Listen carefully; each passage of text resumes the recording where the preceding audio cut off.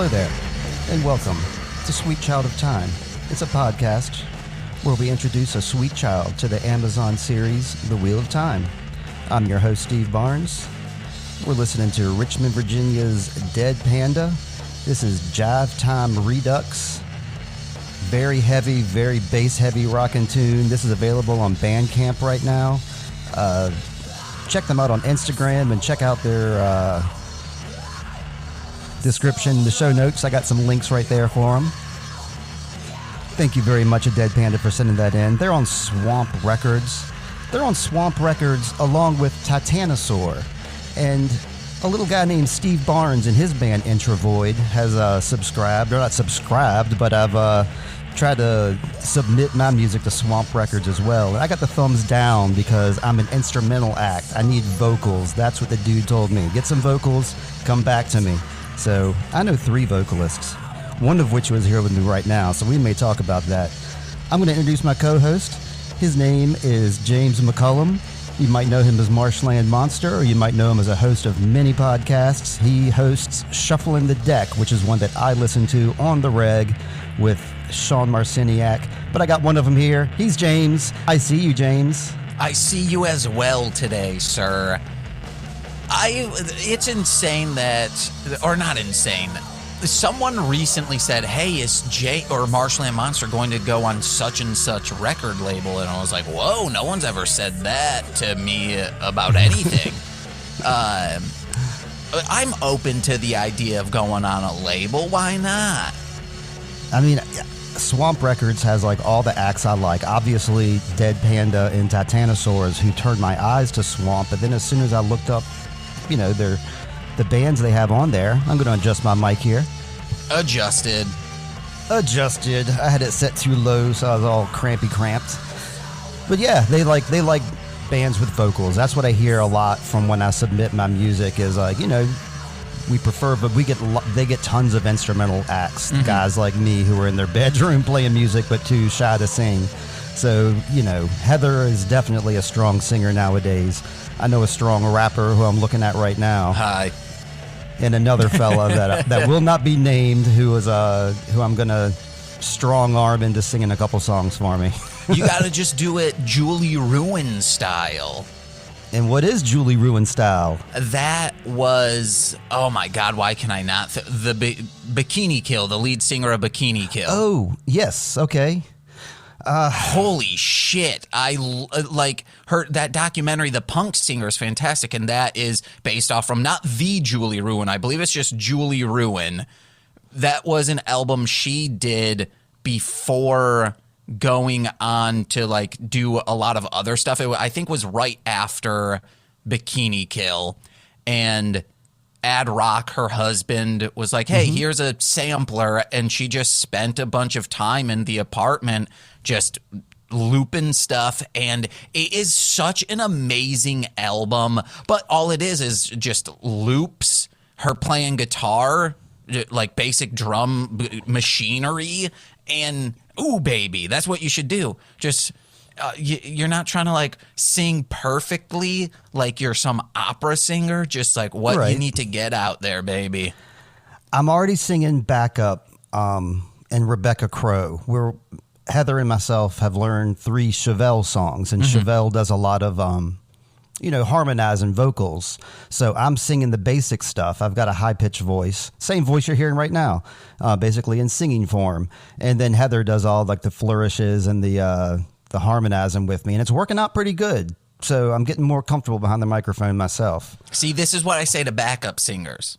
Backup vocals are just lead vocals pushed back into the mix. All you have to do is silence the, in quotes, lead vocals, push you up. Ooh, baby, you're a lead singer. You're right. I'm just going to like, yeah, your microphone's on. It's recording, Heather. Yeah. Well, no, you just in the edit. Or you do the cassette stuff. No. The cassette, I'm recording all of our Rebecca Crow stuff on this Mac, not this MacBook, on this Chromebook that we're speaking on right now. Digital, you're doing it. Well, what I'm doing is recording our entire practice sessions. So I have I think that's the reason my computer crashes so much is I have like lots of big files, which I'm routinely transferring off of this laptop. But yeah, we'll record our whole sessions. I go back in, do some chopping here and there, and we're just recording the room basically. But you got to get a 3 mic setup. 3 mic is perfect because you get one right dead center, and then you have 2 back X-accessed, and then you can get a nice stereo swap, especially for drums, guys. If you want to record drums, that's all you really need. You need 1 for the kick and then 2 hanging up that's going to catch the crashes, the snares, the hi-hat. Don't let anyone tell you can't do stuff unless you have, like a 7 mic setup for drums. I'll do you one better. I've never recorded with more than 2 mics. What? And the only time I've recorded with 2 mics, usually it's 1 mic that I record everything on. But the time I recorded 2 mics is my the lead single Stone Broke. That was myself and Sam. The way I set it up is we simply just had a folding chair in front of his drum set. We set the microphone on the folding chair itself. So it was facing Sam, maybe 3 feet away from him. The other mic was set up in front of my bass amp. I was playing bass, and I just had it on a music stand. We didn't have any mic stands. We just had mics. So I had a music stand perched up in front of the bass amp. When I did the in the editing bay, I'll say, the next day, the mic that was in front of Sam's drum sounded really just muted and kind of crappy. So what I did is I made that into more of like a psychedelic kind of sound. The great drum sound came through where I was recording in my bass amp, and that mic was pointed right at my bass amp, but the drum sounded fantastic. They were sitting about 6 feet off to the left of Sam, pointed at a bass amp. That's the best way to record drums, kids. If you want to hear a copy of that, Stone Broke, that's how that was recorded. The most I've done is 9 mics and then 1 line in, or I guess 8 mics, then 2 line ins. It was probably 5 or 6 on the drums, because I was recording a full band. Just in a space. So it was that, vocals had a mic, 2 guitars had a mic, backup vocal had a mic, and then 2 line-ins for the bass amp and the keyboardist. Dang. Okay, that sounds like a lot of fun and a lot of things that could go wrong, right? Yeah. That's the reason I like my simplicity, is because like the less stuff I have, the less connections that can go wrong.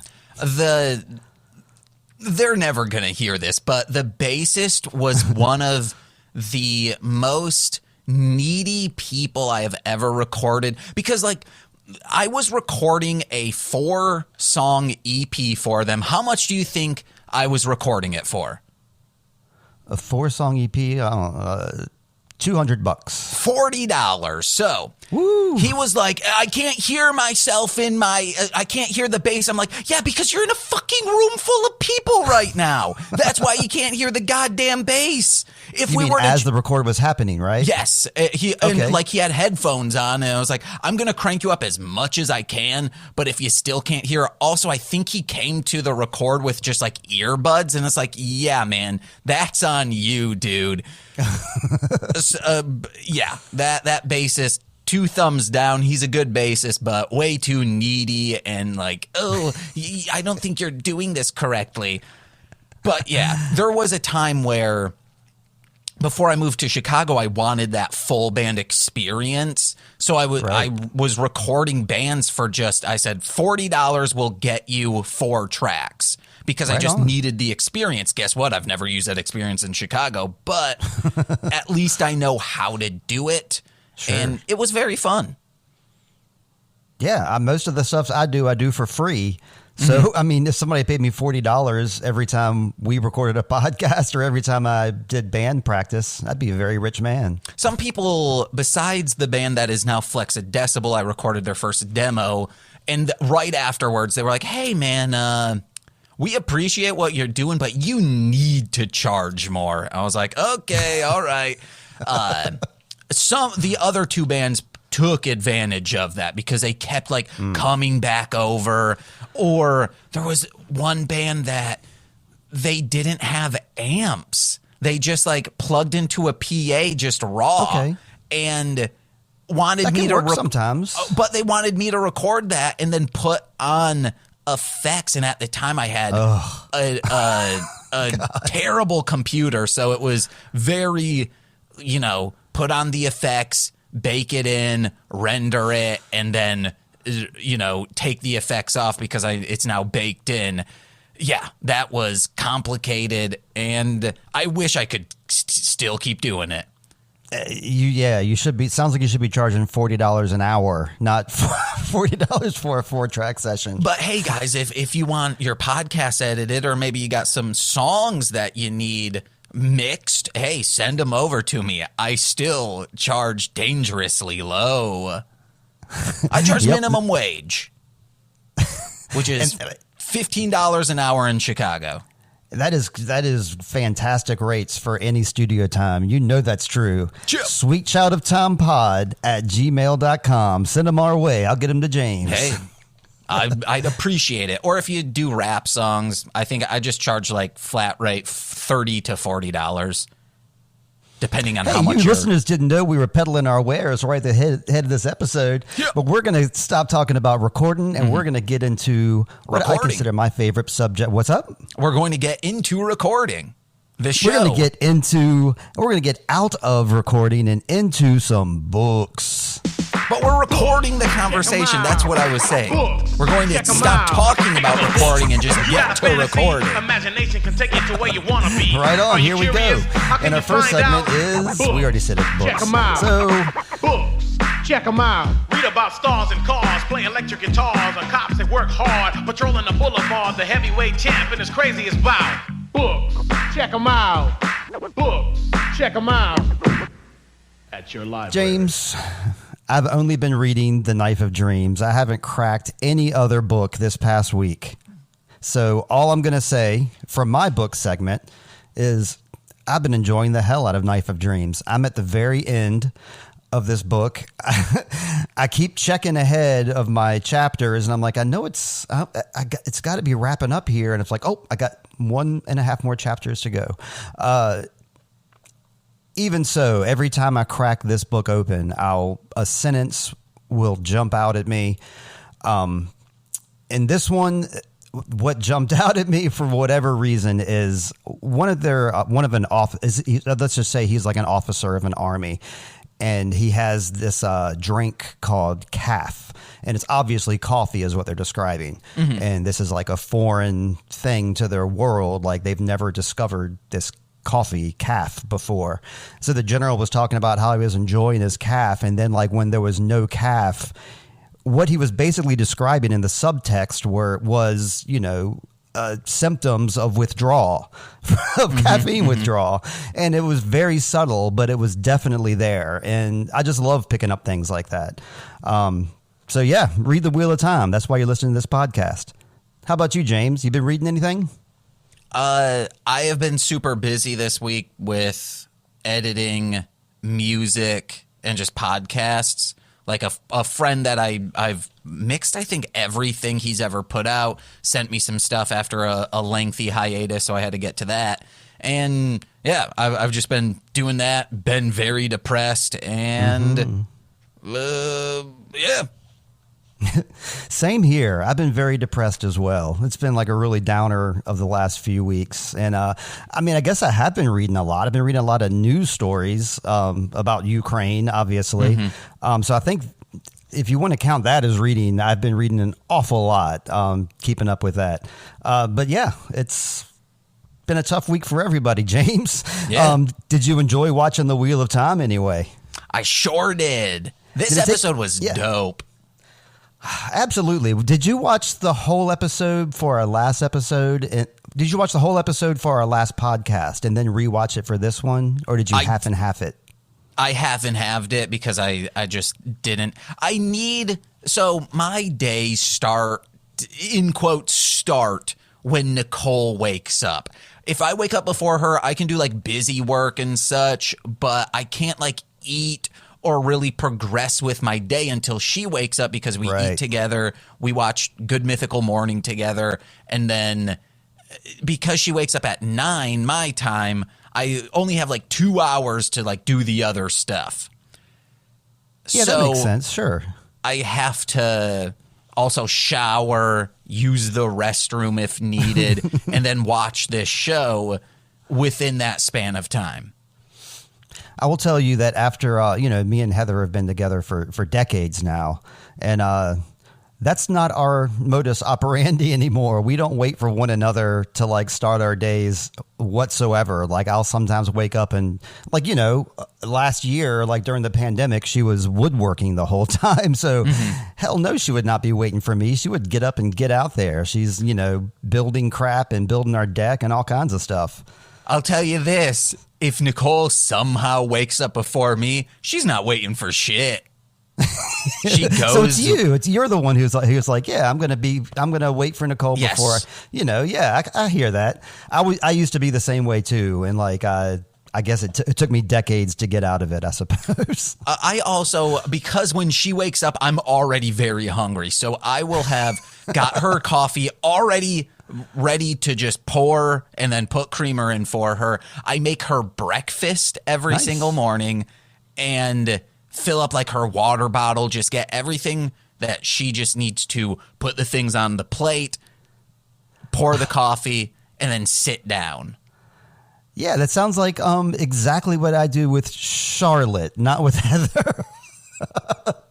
I do the exact same thing. I'm like her waiter. Like, can you get me some more drink? Or, bring me this, bring me that. I'm always getting her stuff ready for her, basically mama burden her food to her. This morning, I went over to hold her hand while we were sitting down watching Good Mythical Morning, and she like recoils because she's like, oh my God, you're so cold. What is wrong? And I was like, please just like feel my other hand. It's even colder. And she's like, no. So I then go, oh my God, you're not even that of a Brad Pitt. You don't even have a car. You're not even a rocket scientist because you won't keep me warm in the middle of the night, you fiend. Oh, man. And then she just threw her blanket on me when she was done with it. And she's like, there, you're warm now. That sounds like a cold conversation. Cold all around to me. Yeah. We're trudging on, James. We did our book segment. We have to take a break before we really get into Wheel of Time, so we're going to do so right now. So will you take a break with me, James? Yes, I see you. I see you and I break you. Mm-hmm. I break with thee. Fare thee well. Locale è pieno di coppie occasionali non scopano e non si pensano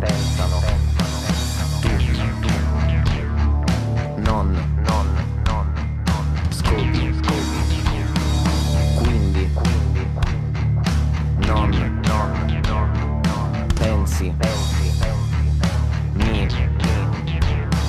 hai detto che lo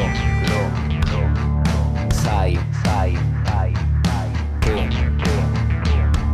bisogna vedere oltre l'atteggiamento e And hail to thee. We are back.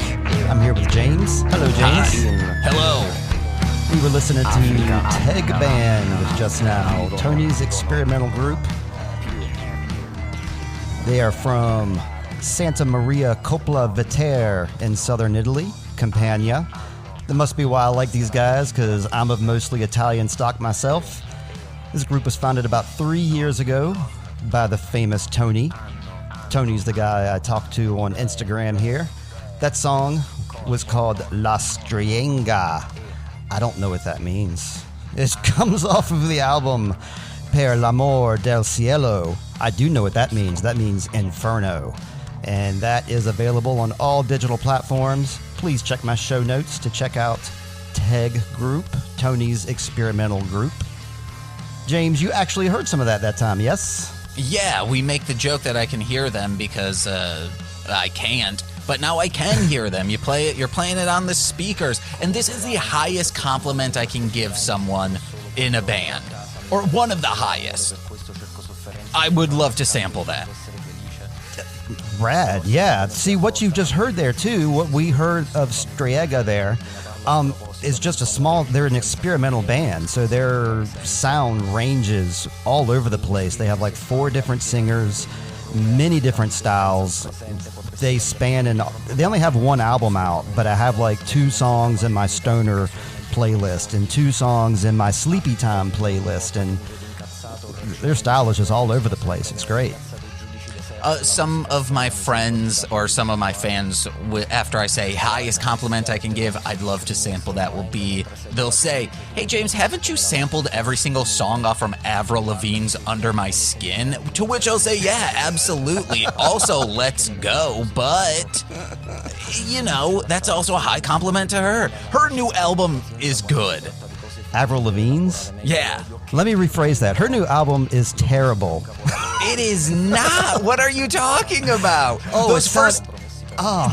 Did you hear the Drop Date Duel? Yes, that's where I have this information from. Okay, the back half is even better than I can't imagine it being any worse than what I heard. Okay, well, it's good. Mark Hopkins is on it. I will say this, and of course, you know what? The other dude from Blink-182 is my favorite.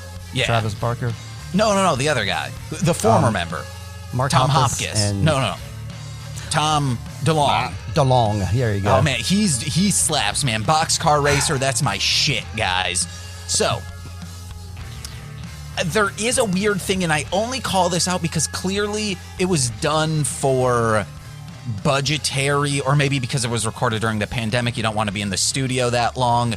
A lot of the harmonizing stuff is clearly done through augmentation, not her singing it, because she's a fantastic singer, amazing at it, but you can hear like when you crank up the throat nodules on those effects. I don't know if you have any experience with like auto-tune pitch correction deals. Sure, of course. So you can hear like the throat of that being messed with. That's my only dog on the album, is just her not letting her do what she can do. Yeah, I love Avril Lavigne. She's dope, guys. Is that Hello Kitty song baffling? Yes. Should she not have made the music video? For sure. But hindsight 2022. I don't dislike Avril Lavigne, but I do strongly dislike this album from her. The reason being because I was a bit embarrassed. I know she's about my age, and she's singing in the style of a teenager with lyrics that are very basic and general. And as an adult, it was embarrassing to hear. It's also weird that she went back to that style, because her last stuff was, before this album, she went back to her like Christian choir singing roots, and it was very Christianly. Maybe she's like, well, I actually don't want to do that. That doesn't feel right. She needs to find something in the middle, you know? Yeah. In my opinion. I think all pop punk, there's not a lot of pop punk that as an adult is like introspective. It's always looking back at teenagehood, because that's just what sounds good in that like oi oi type style of vocals. So yeah, I think it's still good, but I think she's like 38. You might be right. I don't know. Too old, I think, to be appealing to like a 14-year-old audience, in my opinion. She might actually be 36. Okay, I take that back. You're never too old to appeal to that audience, but she's too old to be acting as if she is also a 14-year-old and feeling their emotions. You want to know what's crazy? Ticks hate female punk singers. They do? Yeah, because Kathleen Hanna, that's who we were trying to think of before. She left the scene because she was just so sick because she had undiagnosed Lyme disease from being bit by a tick. Guess who was also the same issue happened? Avril Lavigne. Ooh. Ticks hate, but not the tick. The tick, I think, supports women in all movements. Were failed by the doctors just not diagnosing them with Lyme disease. It's baffling and sucks. Get yourself checked, Kim Gordon. What are you doing? Jesus. Yeah, guys.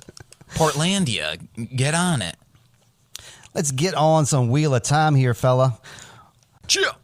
This is what I've been looking forward to all day, is talking Wheel of Time. And the last we left of the last episode, we were on episode 2, Shadows Waiting. They just split up from the White Cloaks, and they're all going 3 different ways. Something I failed to mention about that scene was the gray-haired gentleman, Bornhold, suggested to Moraine that she go find an Aes Sedai to get her wound healed, which is kind of like the exact opposite advice that you would expect. But he recognized that only an Aes Sedai could like heal that wound that she has. So yeah, I forgot to mention that last time. Yeah, so those guys don't hate all women. They just hate the women in power. They do hate the women in power, but I do not like the way he had his hands all over Moraine. I'm surprised Lan was as reserved as he was about that. It also, she discusses it a little bit later in the episode, but her seeing like, oh, these people have murdered my sisters is right. Her restraint there, obviously because she can't get angry. She needs to be reserved in order to survive and keep the 5 other people with her alive. Kudos to her.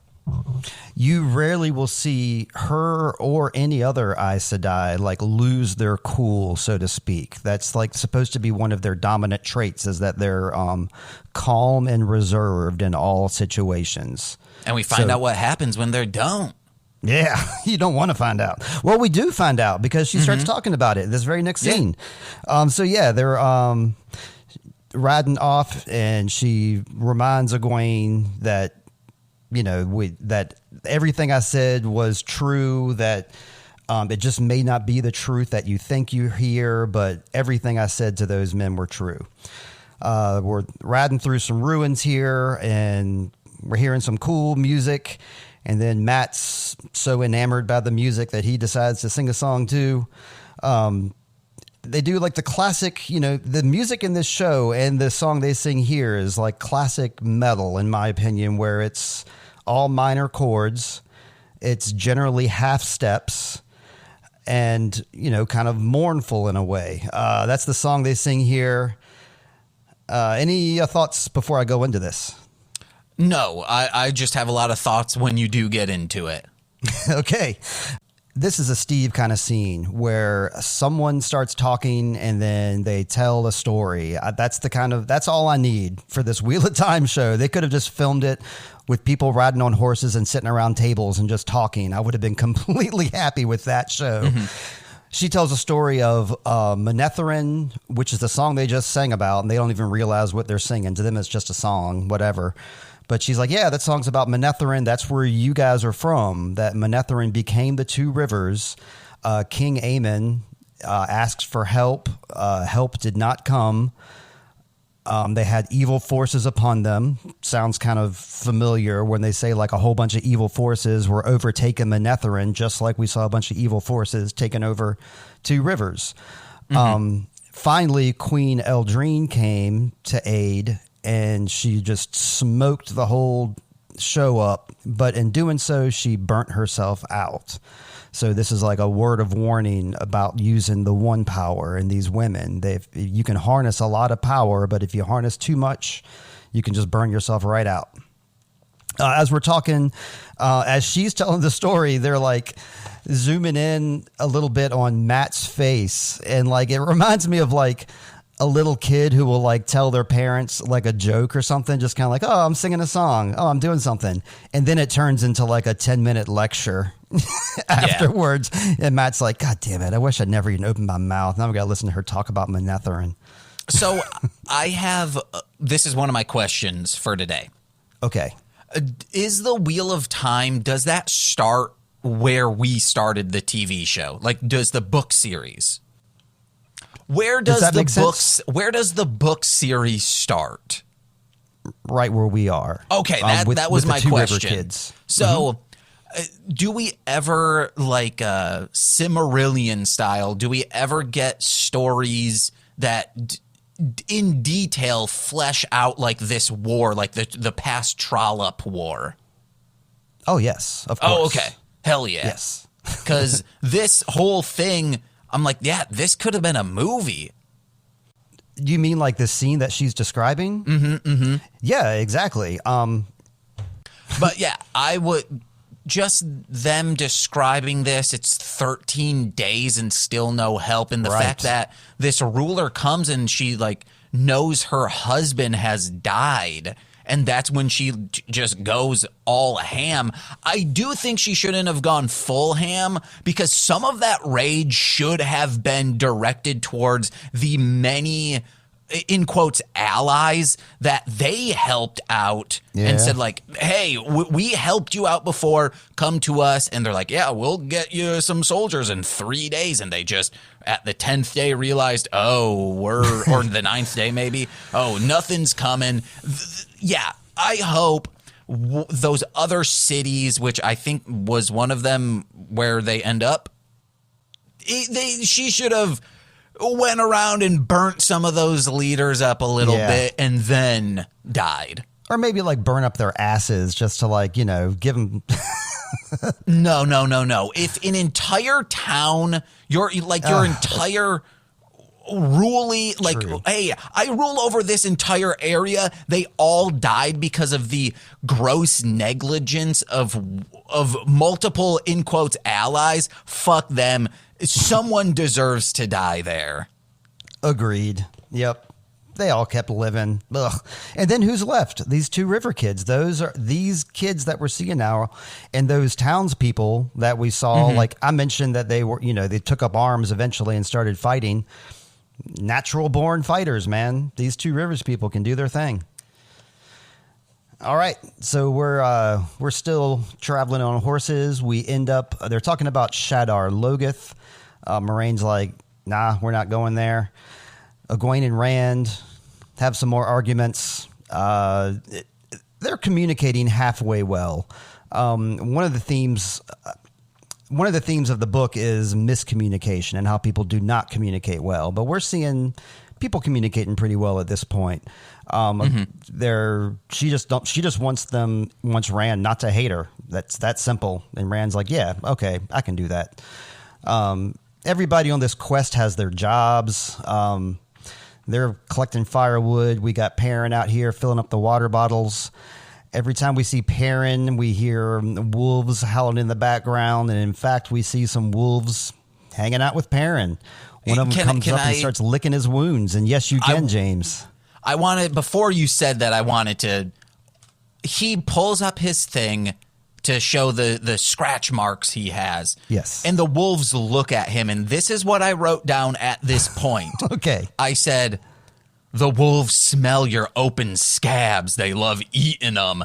And then that's exactly what happened. Yes. And I'm like, I wrote this down for a joke. And Nicole was like, excuse me? I was like, this is what I wrote down before that happened. And she's like, ugh, gross.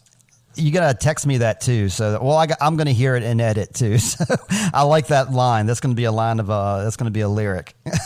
I looked this up, and the reason that that dogs will do this is it helps prevent bacteria from growing. It helps clean the wound. So these wolves are helping Perrin out.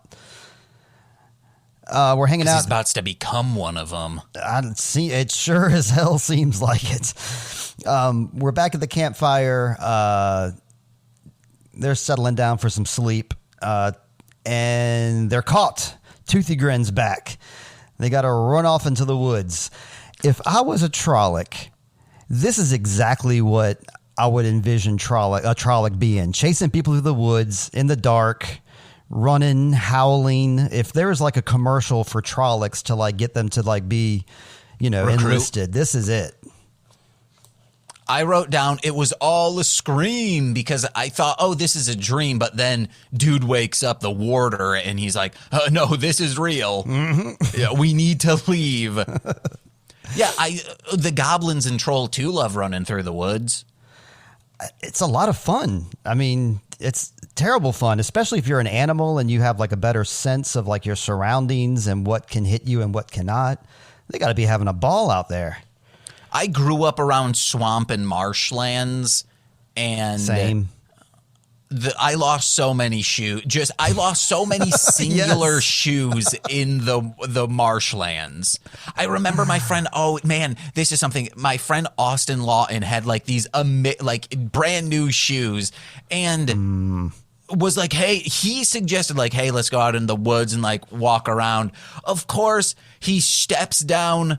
Like way back in the woods and just plop, just covered in the thickest of mud. And he's like, oh, fuck. And I think he blamed me somewhat for it. I'm like, that's not on me, man. You wore brand new shoes into the woods. Also, this was also a man who, or boy, and still does to this day, like, oh, I work on cars. I'm like a man's man. Why you got nice shoes on then, dude? You need some old shit kickers for real. And yeah, I guess he just wants to, extend his anger outwards. He can't blame himself. He can't blame nature because what's the point of that? You're right there. You're a perfect target. Man, if Muskegon didn't have just a gray cloud of depression over it from, the most I've ever been depressed has been in that town for 24 years, I would enjoy it because they're like if it's in the Lord of the Rings or this Wheel of Time show, there was a friend's house, which now that friend's house has bad energy around it because there was a murder homicide after he moved there.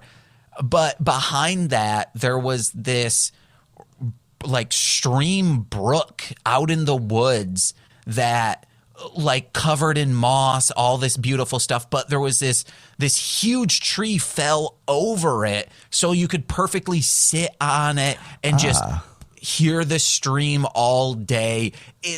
Muskegon has its good points, but as I've said before, it's just the scenery and it drives you to drugs.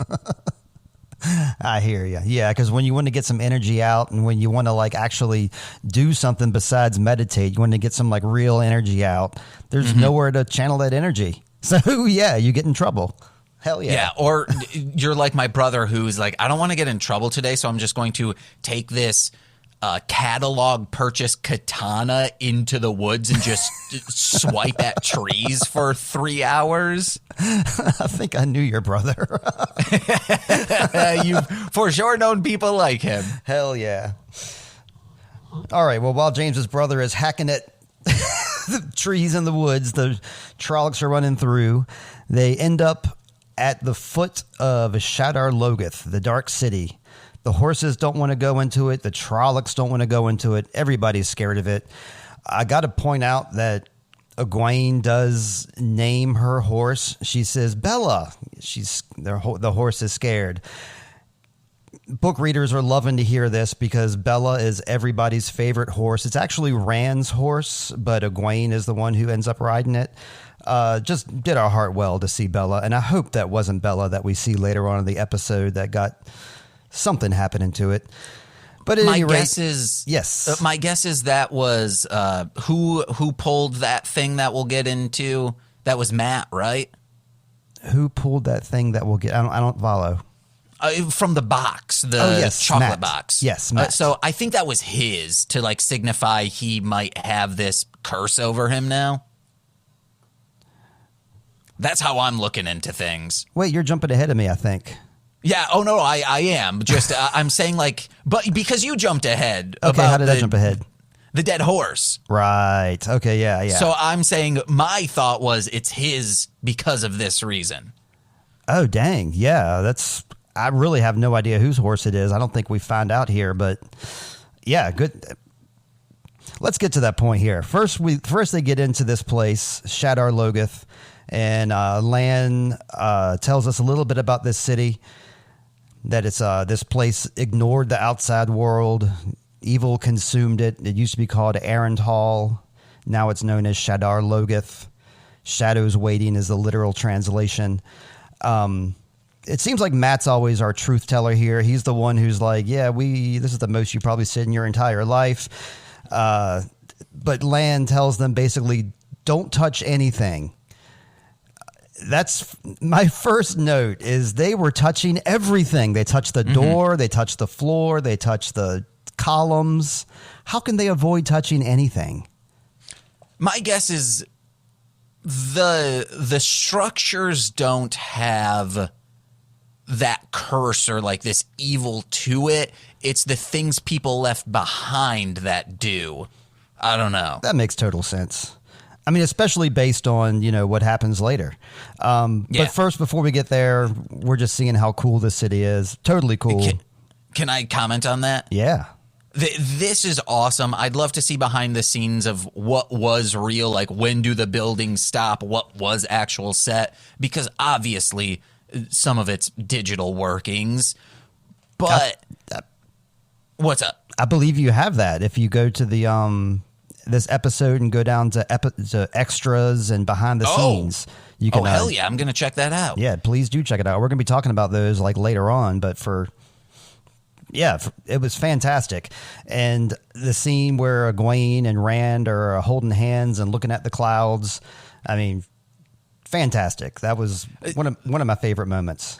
This city is so unrealistically like the population density is unrealistic, but like that's how things should be, whereas the buildings are so tightly packed and it's clearly apartment buildings or residential areas, which it's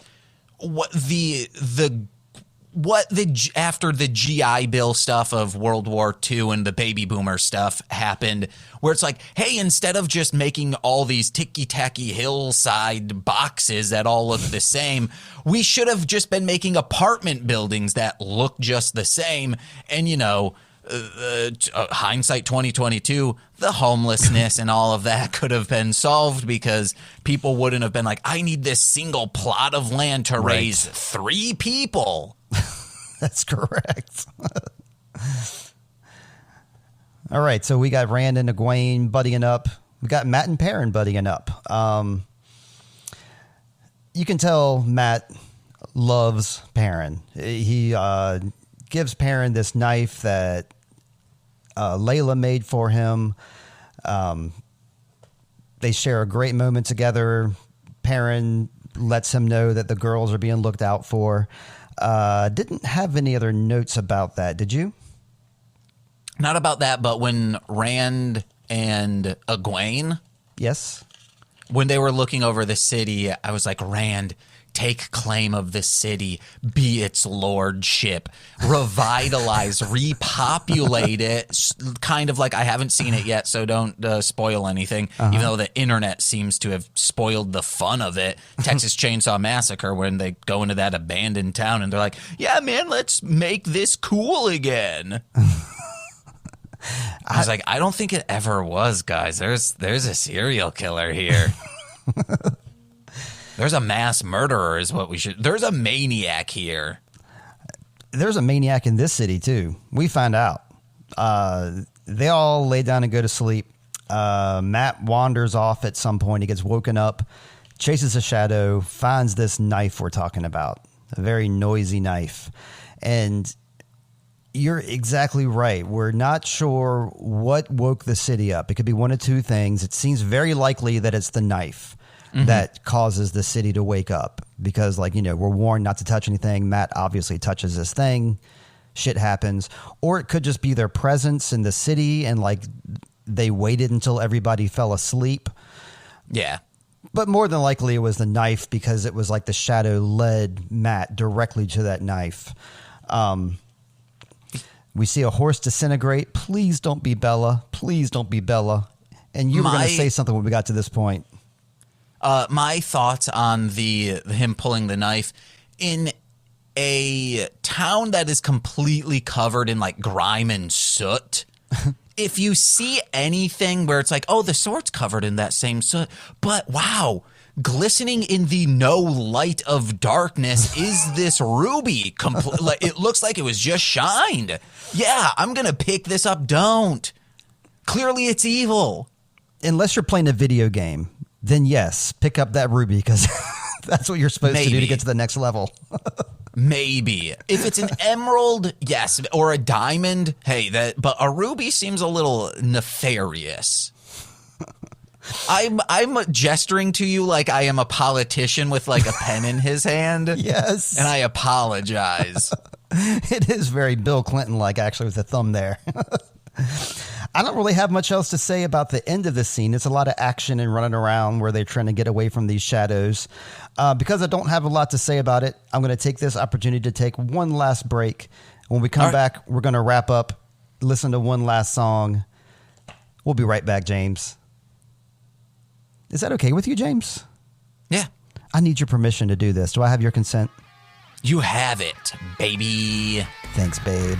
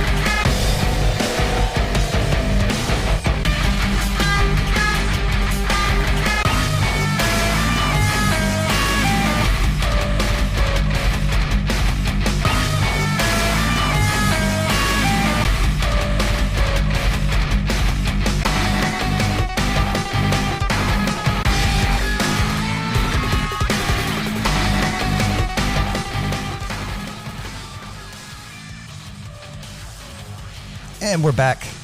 That was the White Batmobile with a giant surprise. That song was Magnus Lundgren from his 7-inch vinyl he just released on Herbie Records. The White Batmobile. You can find him on Instagram and YouTube. He releases stuff pretty much daily. This song shocked me. It was so heavy and so good. Me and this guy have traded. I know his secret identity. I'm not going to tell anybody, but I know the White Batmobile, and we've been trading files, and we're supposed to do a song together. It never worked out, but I hear this song with these heavy guitars, and I'm like, hey, man, come back to Stevie. Stevie wants to play more music with you, buddy. Yeah, you heard a little bit of White Batmobile, right?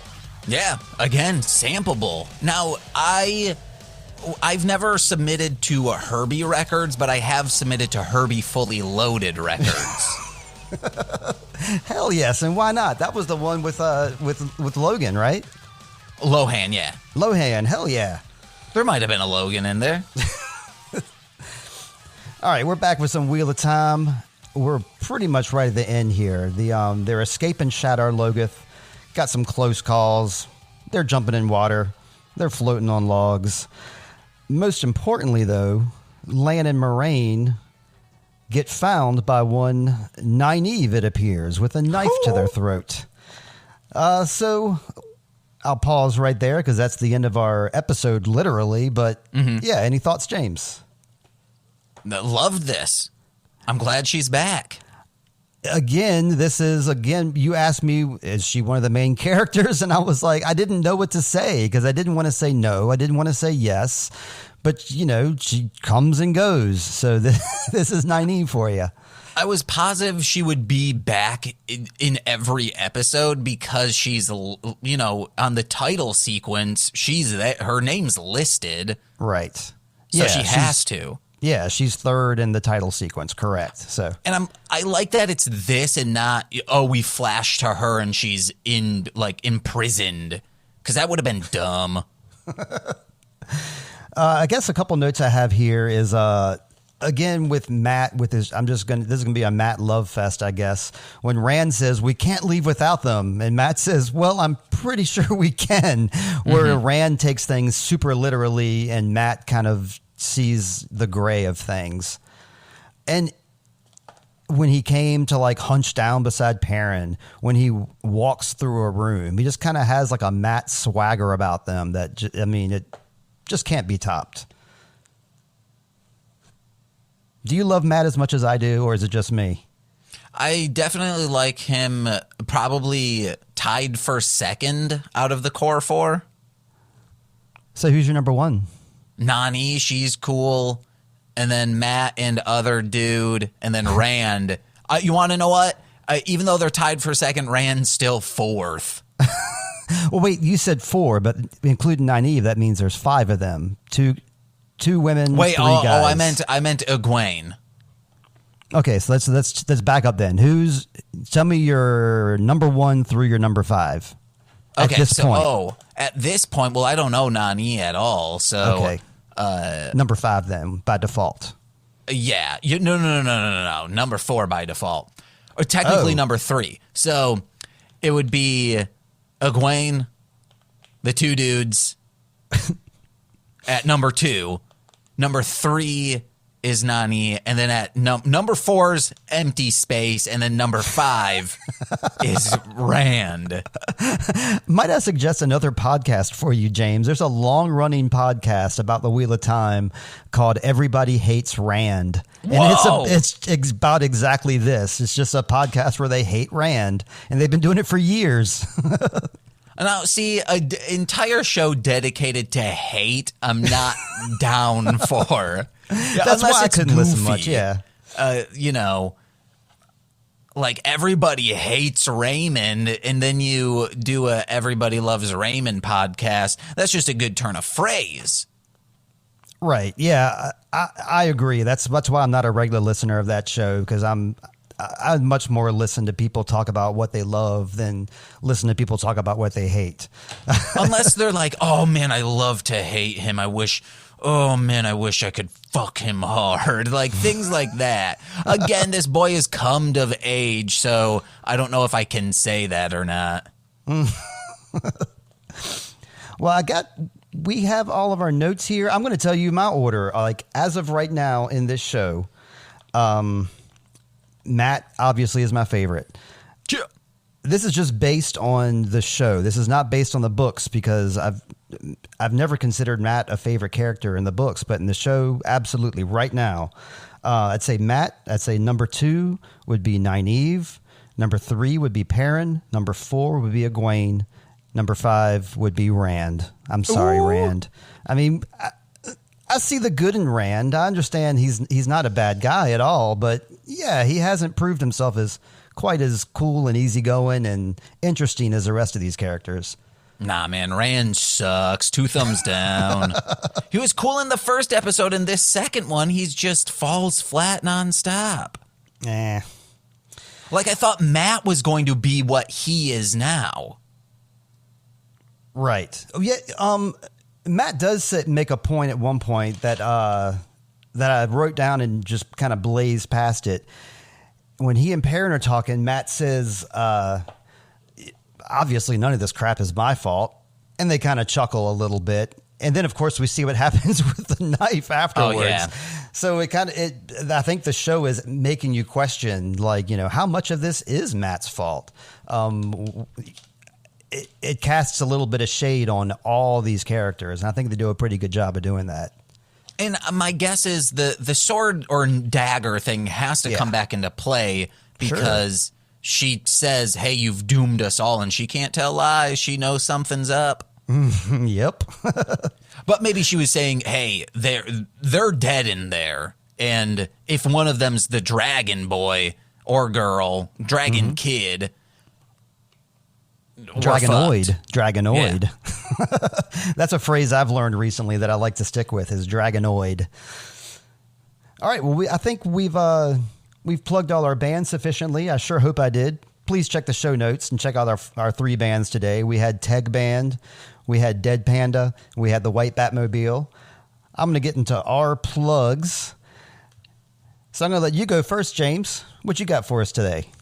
Well, hey guys, go over and listen to my podcasts such as Mostly Speaking Sentai, Hit It and Crit It. The D&D podcast is coming back. We recorded the first 2 episodes after a hiatus. We're finally able to get back into the same room together on a schedule. It's going to be every other week starting April 6th, I believe, is when the first episode's going to be back. We're continuing the Noctis Occulta story. It's a good one. I highly recommend. That can be found wherever podcasts are found, or just go over to mlmpod.com for information on that. Then go over to patreon.com/mlmpod to better support my efforts in continuing to do all of this stuff. And you get exclusive podcasts out of that. It's a good deal, guys. $5 a month. You get podcast every single Friday and 2 years of back catalog. It's good. Heck yeah, it's good. I can vouch for that. But speaking of shuffling the deck, you had some comment you wanted to make about Fago, you said? Oh, yeah, because I was listening to Shuffling the Deck this week. I'm not done with it yet. I'm only about like 20 minutes in. I just realized yesterday that Fago is a non-alcoholic soda. I had no idea. I always assumed it was a malt liquor or assumed it was like a beer. No, it's also a besides Moon Mist, non-caffeinated soda. Wow. So it's like Sprite, basically, like flavored Sprite. Yeah. That's so wholesome. Like I have like such like a different image of ICP thanks to you, like through every detail I hear. That would also be very irresponsible, and probably they wouldn't be able to do it. They spray Fago on crowds. Yeah, I know that's their shtick. So I thought that was like the deal is like, yeah, we're spraying y'all with malt liquor. We're badass. That's what I thought. That's what I always have thought. No, because then all their shows would have to be 21 plus. See, I saw Gigi Allen when I was a little kid. So wait, hold the fuck on. How you've listened to my shows? Yeah. How have you never brought this up, man? Because I was unimpressed. It was scary. I didn't like it. I didn't know who he was. Like, it was just frightening. I did not like it. He did not like himself. He didn't like the crowd. The crowd didn't seem to like him except for the crazies. I left early. It was weird. So you had the typical Gigi Allen experience. I guess so. So because Muskegon was his like second home. My hometown. Yeah, so there was this place called the Ice Pick. It was this hardcore punk rock venue, so much so that it became like notorious in the punk scene in like the late 80s, early 90s. And someone I forgot who it was, but was talking how they went to like someplace in Florida and these people were like, oh yeah, where are you from? It was for like a music event, and he's like, oh, I'm from Muskegon. They're like, oh, the Ice Pick, and he's like, what the fuck why? So he was in bands with the owner of the Ice Pick, and he would just sleep on the roof sometimes. That was his like home away from home, which is why he was in prison in Jacksonville, Michigan, because he hung out in Michigan a lot. Dang, okay. It's all coming around. Well, yeah, before I got to my plugs, I'll plug Gigi Allen. Check out his albums. Please don't, actually. I don't like him at all. Carnival of Excess, Brutality and Bloodshed for All, Doctrine of Mayhem, and Dirty Love Songs are really good. And then like the EP, the 7-inch that he put out that has like Hanging with Jim and Suicidal Motherfucker. That one's it's the best recorded. Oh, and the Anti-Scene Murder Junkies, that album, I highly recommend. I guess the only song that I'll be with you on is Don't Talk to Me. That's like one of my standard favorite songs ever. Yeah, I totally forgot. Was, Is, and Always Shall Be with the Jabbers. Very good album. Probably his only like marketable album. Maybe that's why I like it. I'm a marketable fellow. Well, my plug this week is, I guess my best plug to plug would be my secondary band, Rebecca Crow. I do that with Heather, and we've been practicing a lot, and we're ready to put some stuff out. So please check us out on Instagram. Always check out Intravoid on Instagram. I'll be doing some new stuff with those guys pretty soon. And you only asked me, I think, 1 or 2 questions. Did you have any more Wheel of Time questions, James, before we call it a week? I do not. I mainly just wanted to know, do we start where this starts in Wheel of Time, and if the lore is more fleshed out of this city, because I was very interested in that. Cool, yeah.